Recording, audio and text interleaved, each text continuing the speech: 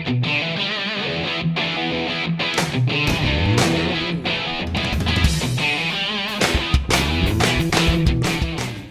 right, everybody. How's everybody doing tonight?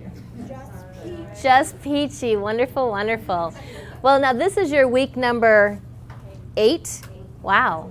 Wonderful. And I was talking to Susie earlier, and she said that we have about 4 weeks left. So the final weigh-in is April 14th or April 15th.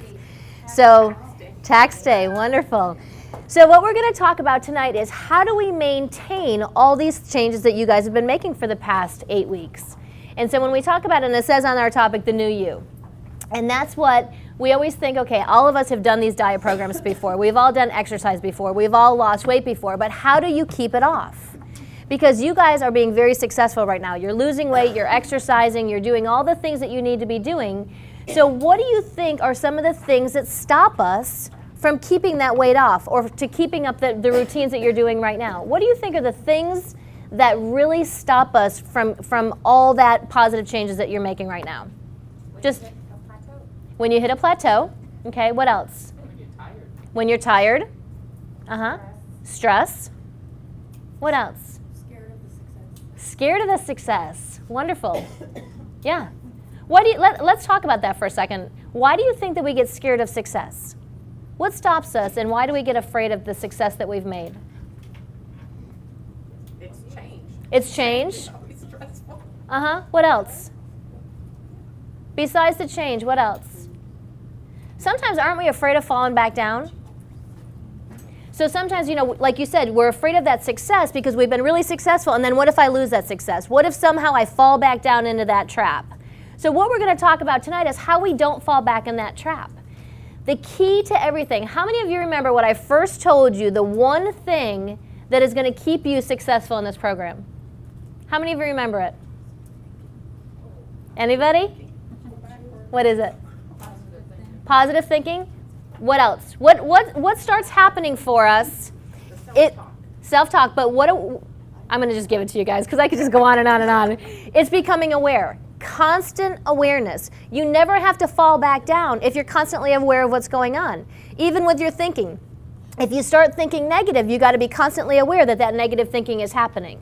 So constant awareness is the key factor in what's going on. If you start having the stressors, or if you start hitting plateaus, and you start having all that life stuff happening to you, when you become aware of that, then you can say, okay, now I've got to make some decisions. I know that life is getting in the way right now. What do I need to do? I need to put myself back first. I just got blinded by that. So you've got to put yourself back into the driver's seat, don't you? So you constantly have to be aware of the positive changes that you're making. That is the key right there. It becomes imperative that you become aware of that because you're the only one that's going to know when you're slipping back. All right? Last week we talked about self-esteem, and we kind of talked a little bit about the different things that go along with that. That is really an important aspect. How many of you were able to actually leave the class a couple weeks ago with me and really start determining what yourself is made up of? How many of you actually digged a little bit deeper into that? Good. 1, 2, 3, 4. Good. So we had some of you guys look at that. What I want you to think about is, remember, your self-esteem is how you feel about yourself.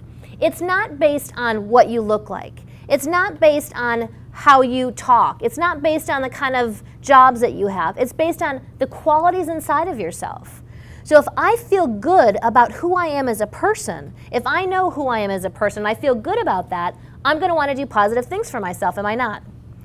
So when I start thinking negatively, when I start thinking down upon myself, I have to become aware of that and say, wait a second, halt. I got to stop thinking these bad thoughts about myself because nothing is going to change when I start thinking bad things about me. That is going to be that key that I'm talking about with that awareness. Becoming aware of the fact that if I start hearing myself, giving myself those negative messages, or start comparing myself to somebody else, or start comparing myself to, oh, well, I'm not losing weight fast enough, or I'm not doing this fast enough, all that stuff is going to start trickling down, and you're going to start falling down that slope. Remember initially when Susie talked about going up that hill? You're going to backslide a little bit, but you've got to be aware of the fact that you're sliding. And then you stop yourself and say, okay, what do I need to look at? Self-esteem is one of those biggest things. So remember, it's that real opinion that you have of yourself. It's how you really see yourself as a person. Now, body image goes into that huge, doesn't it? Because how we see ourselves, we've been taught our whole lives how to view ourselves by the way we look or how other people see us. Have we not? Yes. So what we have to say ourselves, okay, this is my body. I've got to own it. I can't change anything about it until I know and become aware of what I want to change. Now, that's not putting myself down. Remember, we have to say, this is who I am as a person. Part of my body is also who I am. I have to accept who I am. There's parts about myself that maybe I'm not happy with. Again, becoming aware of that and saying, okay, what are the things that I can do to change that? Remember, who's responsible for you? You. Who's responsible for your thoughts, your feelings, your actions, and your beliefs? So if you start sliding down, who's responsible for that? Somebody else. Somebody else, yeah. Uh-huh. We want to think about that. It's somebody else's fault. Right. It's your husband, it's your kids, it's everybody else. But the thing is that you're responsible for that. Remember the scenario that I gave you about, after I had had my son and the positive message that I was giving myself? The image that I had of my body was not positive. So I had to start building myself up. That's my job. My job is to say, this is who I am. I have to accept for myself from my head down to my toes. Now there's parts of myself that maybe I'm not happy with, and I can look at that and I can become aware of that and change it, but I can't keep downing myself because of it. You will not do anything positive for yourselves if you don't accept yourself for who you are. This is key, you guys, with your self-concept and your self-esteem, and it's all tied into the same thing. Body image and self-esteem are so tied into each other. If you're giving yourself negative body image issues and you're seeing yourself as, in a negative light, you have to really change that around. You've got to start looking at yourself differently. Instead of saying, oh my gosh, I'm not happy about this, or I'm a loser, I'm a this, I'm a that. You've got to say to yourself, okay, I'm not happy about this part of my body right now, so what am I doing to change that? Well, I'm working and I'm exercising. I'm eating healthy and I'm thinking positive thoughts. Those are those 3 legs that we talk about with the stool, keeping them in balance. How many of you are really doing a good job keeping yourselves in balance right now? Good. Good. The thing that stops us sometimes is what's up here. That's what's going to start sliding back down first. Because it's when we start telling ourselves, oh, maybe I don't need to go to the gym. Or when we start comparing ourselves. Or when we start saying, oh, I can have that, or I can have that, or I'm not being successful. The first thing that's going to start going is this. So you've got to become aware of that. The self-concept and the self-esteem and the body, all that image stuff is all tied into that with your thoughts. Okay? A lot of times, people, and it talks about in here, people think that they need to change how they look to feel good about themselves. Remember we talked about the gal who had lost the 103 pounds, and she thought that because she had lost that weight that everything in her life was going to be better. And she thought that she would feel better about herself as a person if she lost that weight. And she didn't.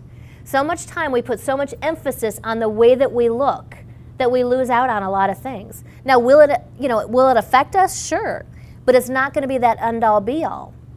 Okay? Just because we lose weight, that's not going to necessarily say, oh, I feel great about myself now. Okay? We have to be happy with ourselves from the inside out as well. So when we're thinking about our self-esteem, that's what I really want you to think about. Who am I as a person? And am I doing positive things for myself? Am I giving myself loving messages? Am I giving myself, self-esteem talk, good stuff? Or am I downing myself? All right? How many of you have caught yourself over this past couple of weeks giving yourself negative messages? Good. I want you guys to stop that. And if you can't stop it, somehow let me get into your heads and say, okay, Kelly said I can't do this anymore. Okay? So she stops you? Good. I'll never forget, there was a class that I did one time, and one of the girls said, she goes, I hate to tell you this. She goes, because I don't want you to think that I'm crazy or anything. She goes, but I hear your voice in my head telling me, Kelly, stop doing this, or whatever her name was. And I was like, okay. So it's all right to use me. You can blame it on me, and you can use me as an example for that. What we're going to talk about is what sometimes also happens is self-sabotage. Okay, how many of you are sabotagers? That you may be doing something, and this is where it comes in with that fear of success. How many of you tend to sabotage yourself? Why do you think we sabotage ourselves? It's easier. Why else? It gives us permission. Is there any rational thought behind why we're doing something? No. A lot of times there's not. That's what it has to do with. It says self-sabotage behavior is when there's no logical or rational explanation for why we can't do the things that we do. Because we all have done this before, haven't we, in some respect or another? You have all gone on, typical diets before. You have all gone through weight loss programs or going to the gym or whatever the case is. But what is that thing that stops us? The thing that stops us is us. We are the ones that sabotage ourselves. And for whatever that reason, and that's why I think it's so important, again, that awareness about the TFAB, the thoughts, feelings, actions, and beliefs. Because there may not be any rational reason behind why I do what I do, but I'm still doing it. Okay, it's just like the person who, you keep flipping that light switch on and off and there's nothing happening. Well, why do we keep doing it? We don't know, but we're going to do it anyways. So the bottom line is that sometimes there is no real good reason why we're doing what we're doing. But we have to become aware that we're still doing it. So we've got to do the exact opposite. We've got to say to ourselves, it's not because you have lack of desire or knowledge, because you all have a lot of information. The key a lot of times is awareness and responsibility. All right? So when you start sabotaging yourself and you start giving yourself all these different excuses, you've got to stop yourself and say, okay, and I think that it all goes back to that self-worth as well. Why am I doing this to myself? Maybe I don't need to know why I'm doing it, but I'm doing it. So what's the solution to it? Sometimes I think that we do get tripped up on the whys. Well, why am I sabotaging myself? Well, you know what? Sometimes it's just not important why I'm doing it, because you're doing it. So let's deal with what's the solution? The solution is, okay, if I can become aware that I'm doing this and I can take responsibility, then I can start putting some things into action. Does that make sense? Okay. The bottom line is if you want to be the kind of person that you want to be, then nothing is going to stop you from doing that. If you really want something, you'll get it done. So a lot of times we may do something for somebody else. How many of you in the past have lost weight for somebody else in your lives? Anybody? Good. Have you been successful with that? No. When do you think about different successes that you have in your life. When have you been the most successful? And I just want you to think about that for a second. When have you been the most successful with different things in your lives? When have you found the successes to be lasting? When you do it for yourself. How many of you have quit smoking? Who'd you do it for? You. How many times in the past maybe did you try and, I'm going to quit for my kids, or I'm going to quit for my husband, or I'm going to quit for somebody, and then you weren't successful? The bottom line is that we want to do something badly enough, we're going to move heaven and earth to make it happen, aren't we? Because nothing is going to stop us from that goal. The only thing that's going to stop us is us. Okay? Now there's a lot of different forms of self-sabotaging thoughts, and we're going to just kind of go over some of those. How many of you tend to be all or nothing thinkers? It's either black and white. Well, guess what? There's a lot of gray, because there's a lot of different shades of black, isn't there? And there's shades of white. You've got snow white, you've got pure white, you've got ivory, okay, you've got charcoal, you've got ebony, you've got all kinds of different shades in between. When we have that all or nothing thinking, that puts us into that perfectionistic mode, doesn't it? And if we're not perfect, then what's going to happen? Forget it. Because the first time you start falling down that hill a little bit, what's going to happen? I'm a failure, whoop, and then you're going to go all the way down. All right? So one of the things, that's a form of self-sabotage, is that when we have that all or nothing thinking, we fall into that perfectionistic mode. So what we want to think about is, okay, there are different shades. I don't have to be perfect. Nothing is really perfect. What is perfect?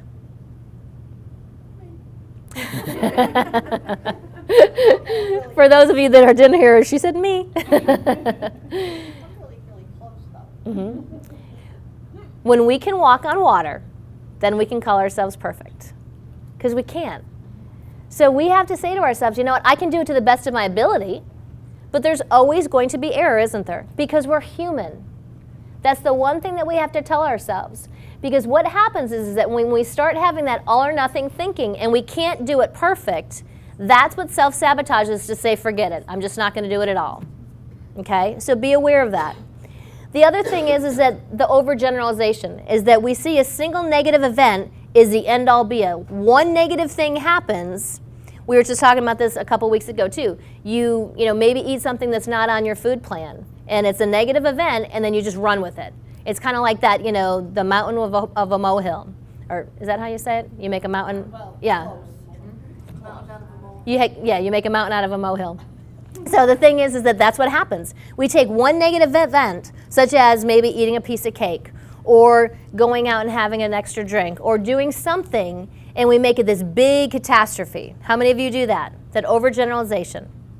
Okay, be aware of that. That is another form of self-sabotaging behavior. Discounting the positive.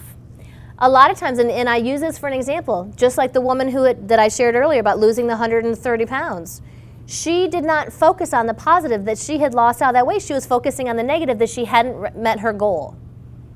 So a lot of times we don't focus on what we have done. We focus on what we haven't done. So again, you've got to say to yourself, what's more important? To focus on all the things that I have been successful with, or the things that I'm not successful with? All right? Maybe you haven't at this point, or even, you know, because again, this isn't an end process thing. This is, you know, this is just the beginning of carrying you through. So if you haven't, maybe you're not at the goal that you want to be at today. What you're maybe focusing on is, okay, well, I'm not where I want to be right now. And so some of you may be focusing on the negative about that, instead of saying, okay, but what have I learned so far? Maybe I haven't been taking the weight off as quickly as I want to, or I'm not, you know, as diligent. But what have I learned? Focusing on the positive. Don't discount all the positive things that have already happened to you. You know, we've had so much success with, you know, with different people in our program, and Susie would tell you the same thing, whereas countless times we'll go around the room after one of our Live Fit programs, and we'll ask everybody what they learned from it. And we've had several people that have told us, well, I didn't really lose any weight, but I'm not on blood pressure medication, my cholesterol is down, I'm off my diabetes medication. That was a success. All right? It's what we don't have to discount the positive, because that's just another form of self-sabotage that we do to ourselves. We say, well, you know, I'm just going to focus on that negative, and we discount all the positive things that we have done. Okay?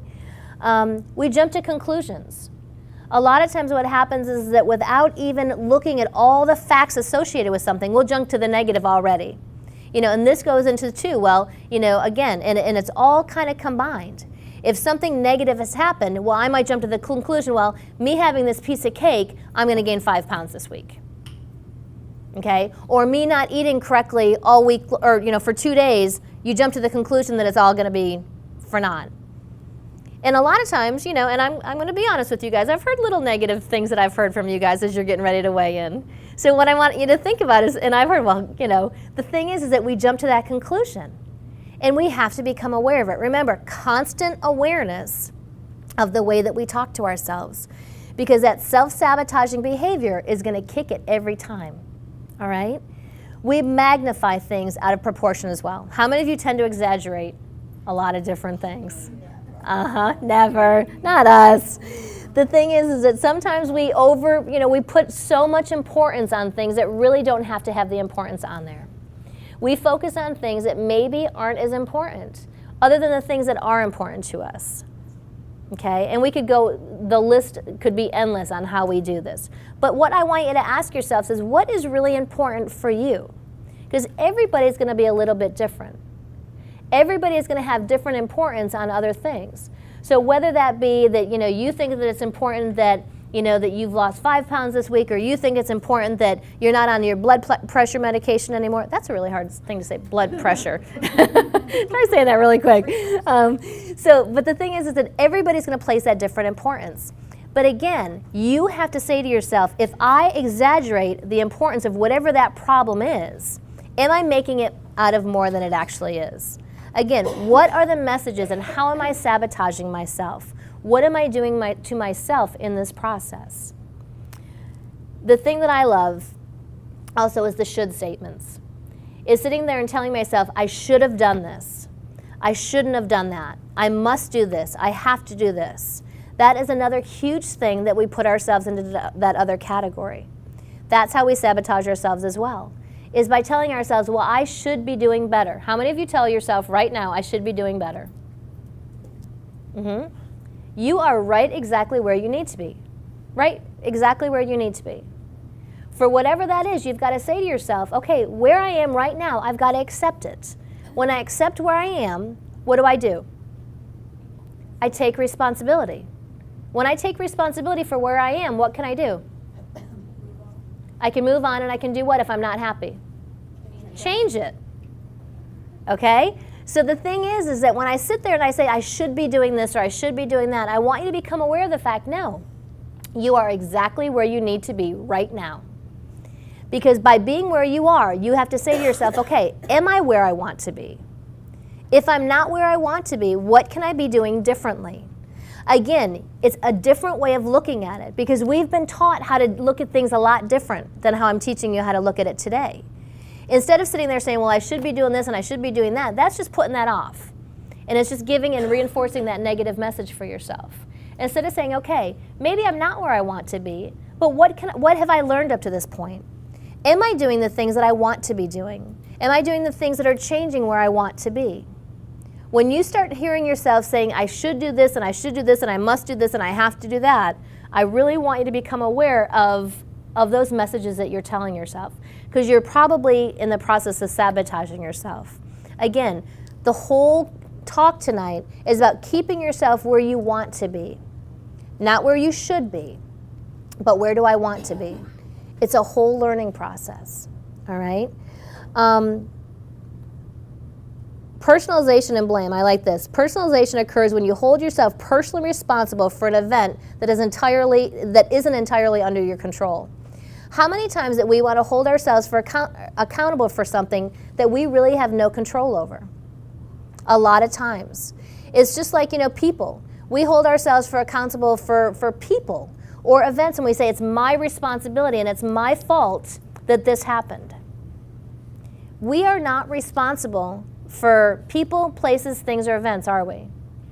We are not. We're responsible for how we what? Respond to them and act to them. Yes. The thing is that when we hold ourselves accountable for somebody else's doings or for an event that we have nothing to do with, what are we doing? We're putting ourselves on that chopping block, aren't we? And when we blame ourselves, what do you think happens to us internally?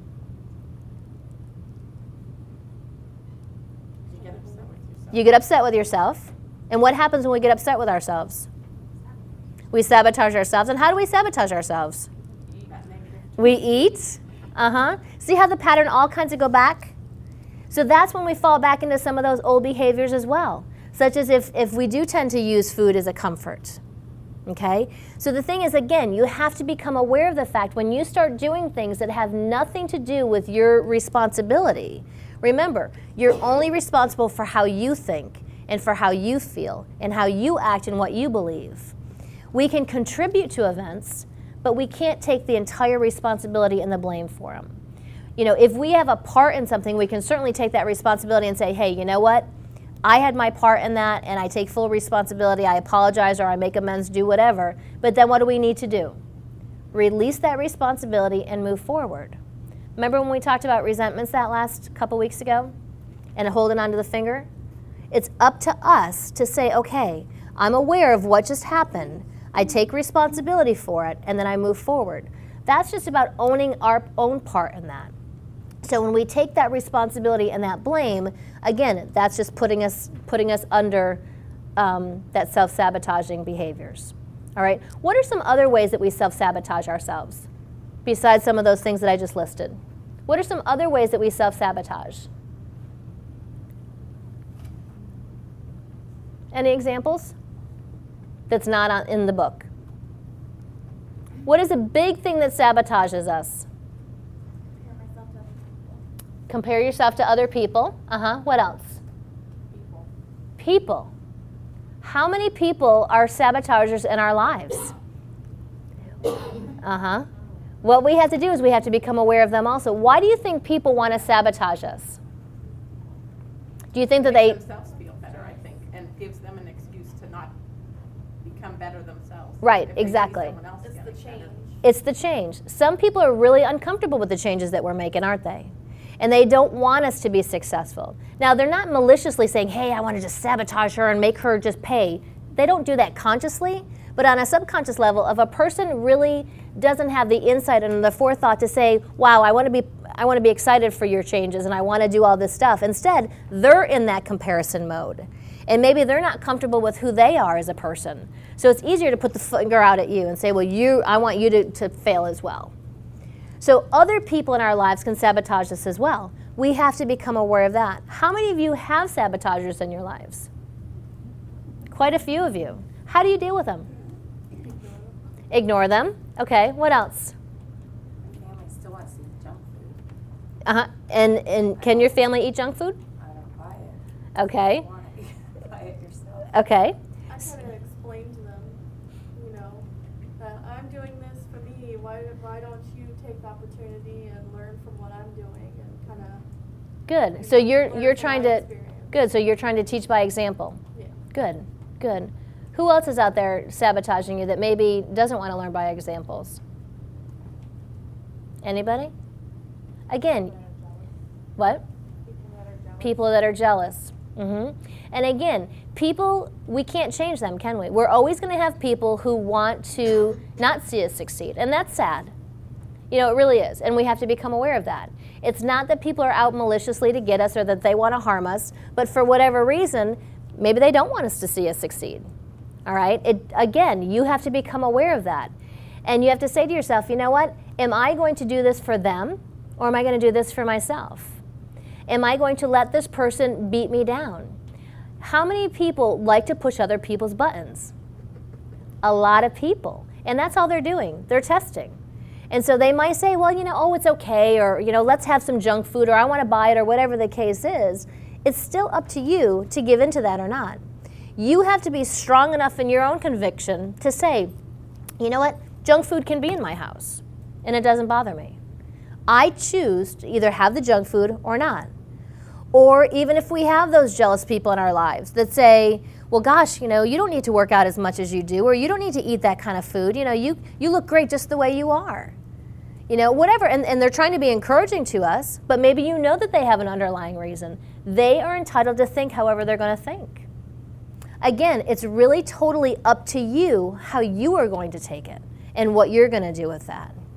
Because you're the only one that can do what? Be responsible for those changes in your lives. If you want to let that person have that power over you, again, that's your choice. And a lot of times, that's easier. And I heard somebody say that earlier. It's easier to give somebody else our power. Because if you're all responsible for me, then what do I never have to do?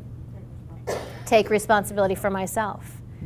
So again, you have to become aware of those changes and those choices that you're making.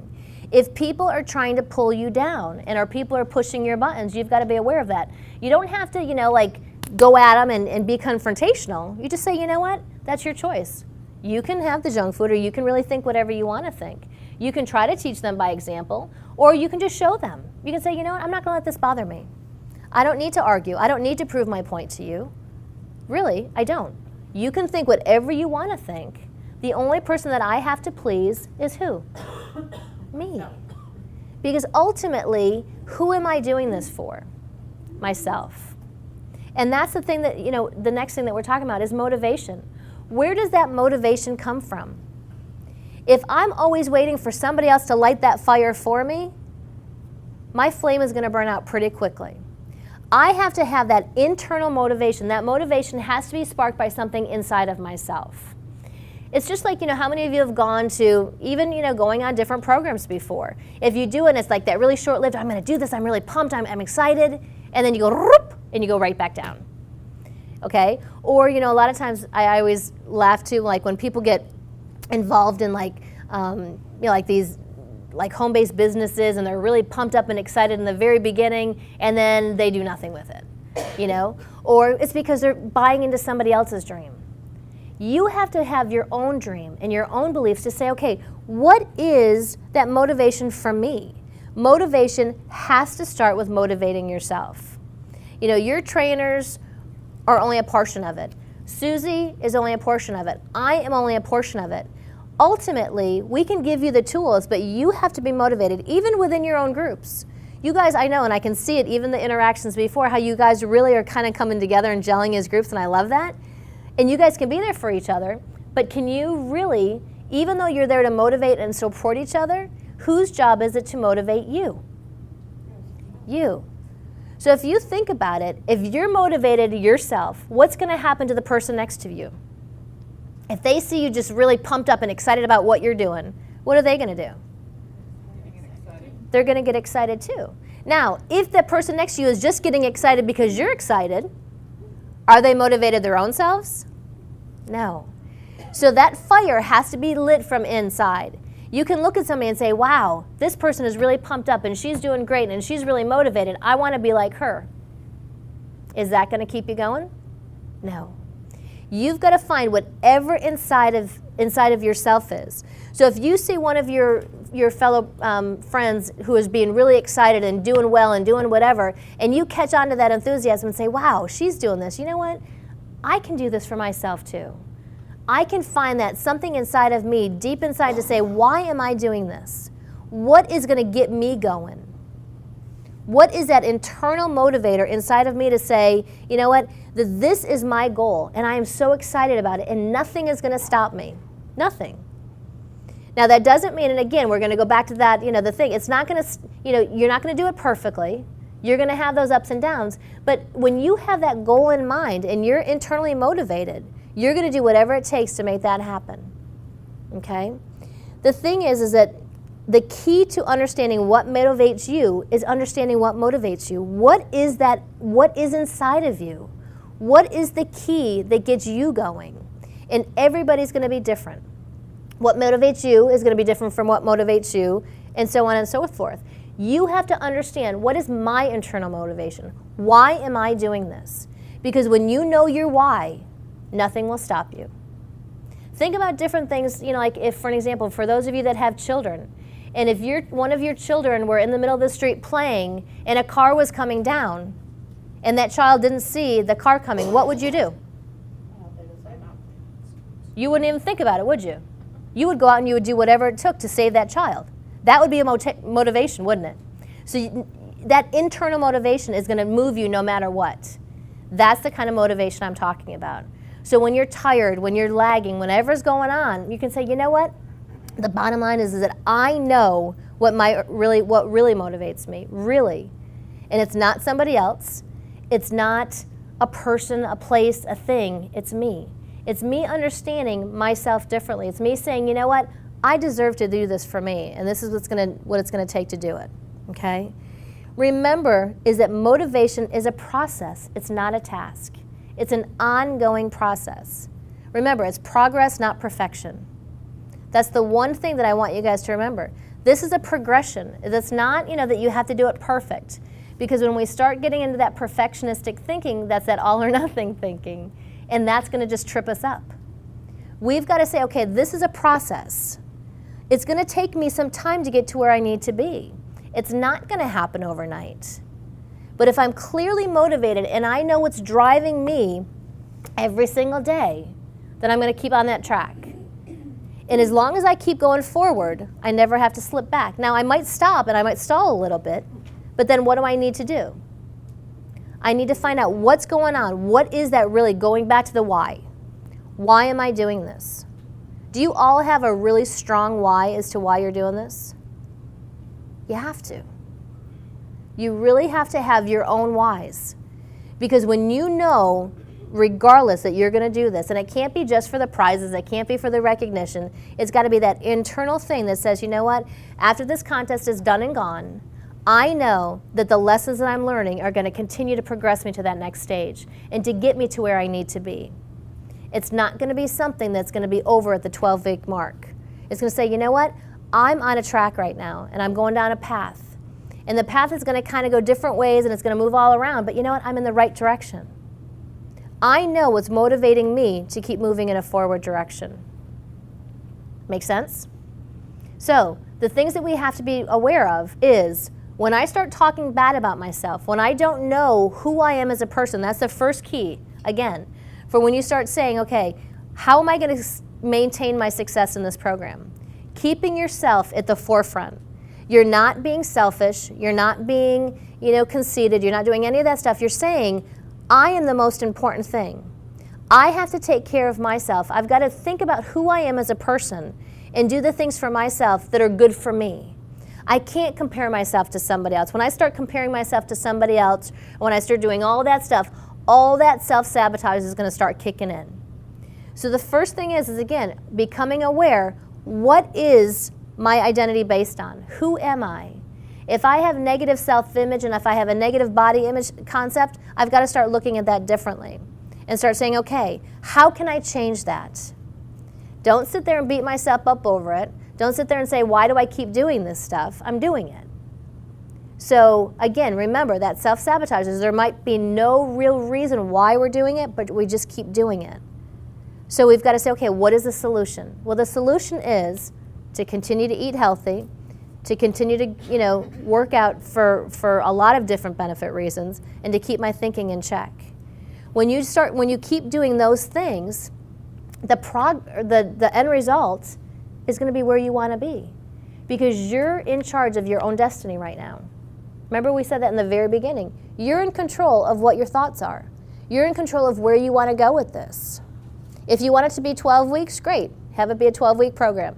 If you want this to be a lifestyle change, then you're going to be focused on what is it that I want to keep doing for myself and keep moving down that path. Okay? I want to end by this really cool quote, and I found, and it says, "Man often becomes what he believes himself to be. If I keep on saying to myself that I cannot do certain things, it is impossible that I may end up really becoming incapable of doing it. On the contrary, if I have the belief that I can do it, I shall surely, God, say that again too. I shall surely acquire the capacity to do it, even if I may not have it at the beginning." So the bottom line is that you have the capacity to do anything that you want. Maybe in the very beginning you didn't know what your why was. You didn't have that internal motivation. But you've got to find that along the way to say, okay, what is going to keep me going? What are the tools that are going to keep me moving in the direction that I want to go to? Because we learn along the way, don't we? It's the lessons. And it's all about the journey. All right? Any questions? Any thoughts? All right, so this was our last time together, you guys. So if you ever have, I know, it seems like, my gosh, those 3 lectures are gone. I mean, I'll still be with you for the end of the program. But if you ever have any questions or if you need anything, you know that I'm only a phone call away. And I'm going to be with you to the end. So you guys have been awesome. Thank you.